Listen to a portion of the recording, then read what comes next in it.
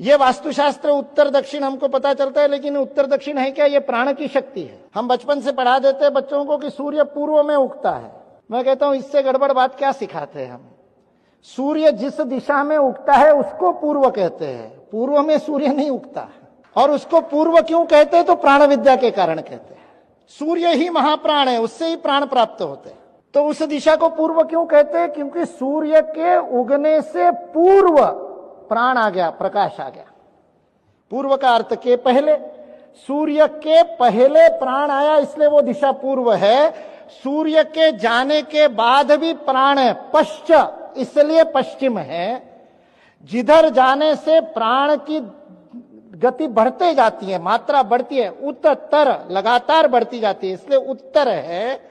जिधर प्राण कम है इसलिए दक्ष, सतर्क रहने की आवश्यकता, इसलिए वो दक्षिण है। वही आग्नेय नैऋत्य में, पूरी पुस्तक अभी नहीं बता दूंगा।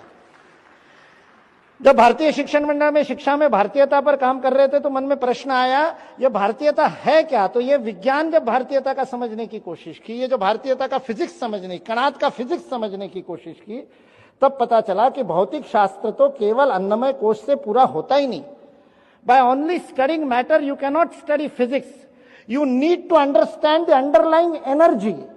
जो यूनिफाइड थ्योरी के अंदर वो एक ऊर्जा को खोजने का सारा विश्व फिजिक्स प्रयत्न कर रहा है, उस ऊर्जा को हमारे ऋषियों ने कब का खोज लिया था प्राण शक्ति के रूप में। 22 जनवरी को साक्षात देखा। उससे 2 दिन पहले जब वो सारा धान्य में और सब रखने के बाद में वो अरुण योगीराज जिन्होंने वो मूर्ति बनाई रामलला की, कह रहे थे रात को 2:30 बजे का मुहूर्त था जब वो रामलला की आंखों पर लगी हुई पट्टी खोली गई।